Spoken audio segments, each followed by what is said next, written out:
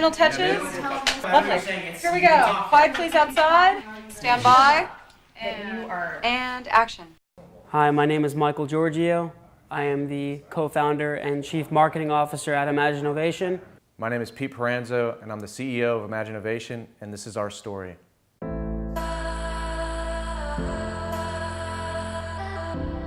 So ever since I was a kid, I was always a hard worker. I always persevered. So when I did finish my master's degree from Australia, I came back 2011 and I couldn't find a job. The economy was not good. It was a really bad condition and everyone was going through it. Everyone was struggling. People were losing their jobs, trying to find jobs. Just the market was not good.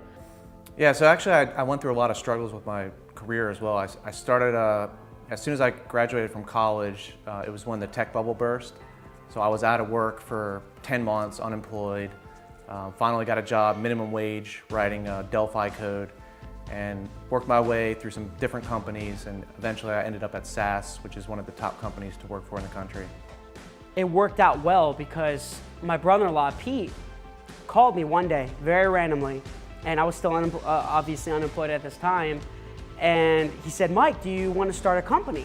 And I said, well, this is kind of random, Pete. What do you mean start a company? What do you want to do? And he said, well, we have some web developers that are also unemployed, just such as yourself, and they're willing to work for very little to no salary for the first few months until you can kind of come on board and be head of sales and marketing, be my business partner.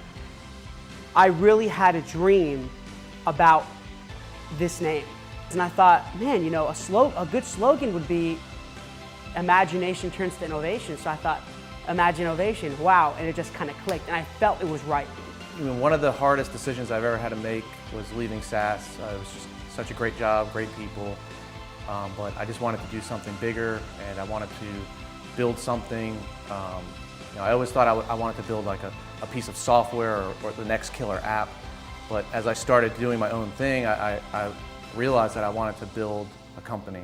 So when we first started Imagine Innovation, we were posting on Craigslist. We were doing all these different types of free advertising.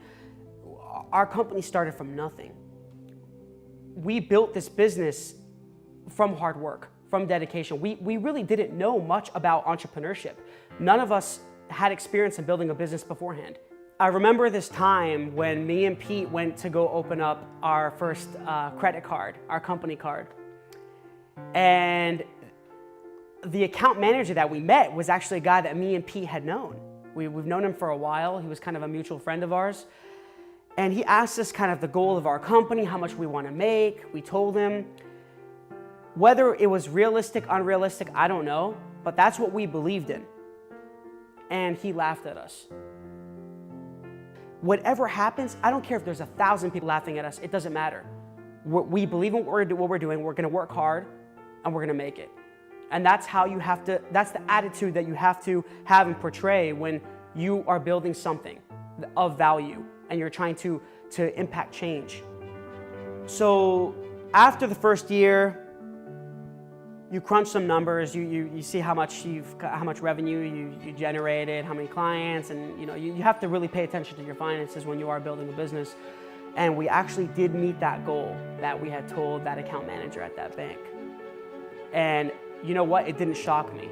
It didn't shock me because I knew that we were going to meet it. So as a startup, you have to be not even a jack of all trades, you have to be a master of all trades. So I would be doing finance, the operations, long-term goals and directions. And one of the things that I always kind of instill in our company is to always make improvements. So every day we try to fix one thing that's broken with our company. When you are pitching to customers and you're trying to sell them into believing in your business and working with you, you're going to deal with a lot of rejection. People saying no. We would email 50 companies a day, 100 companies, and maybe we'll get a few responses. And if that, potentially we'll close a deal, potentially. I would say there's over 95% rejection, but that 5% is incredibly rewarding. With our business, we've always been struggling. There's always something's on your mind. One of the biggest struggles I face is I'm always worried about what's going to happen, and I think that's also a good thing because it makes us fix problems and recognize the issues that are outstanding. One of the great joys about doing your own thing is you get to see the end result. So you invest all this time and you see the finished product and you see the progress and you see the hard work come to fruition. It has its pros and cons.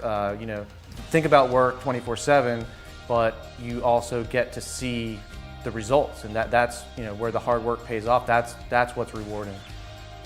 I see our company doing big things in the world, not just being in technology, but helping out a lot of entrepreneurs and startups and all sorts of companies, take them to the next level.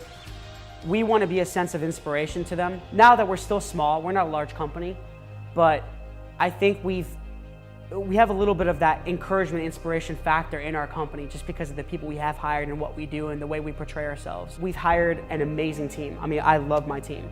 My team is unbelievable. These people are so hardworking. They believe in us, they believe in the company, they believe in the goals, they love helping people, and that's the reason we've made it to this point where we're at right now, this position.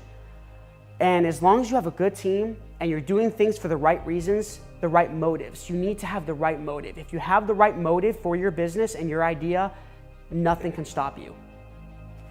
Never give up. There's been many times that I should have given up, but I didn't, and I'm a better man for it.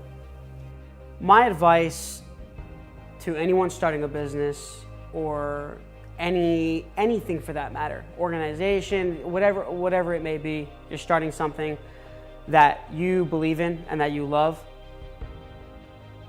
make sure that you do it for the right reasons. And I keep mentioning motives. If you have the right motive for what you're doing, nothing can stop you. And have the right attitude and understand that it's gonna be tough. It's not gonna be easy. Life isn't easy. I always tell people this, that if it was that easy, everyone would be doing it. Everyone would be doing it.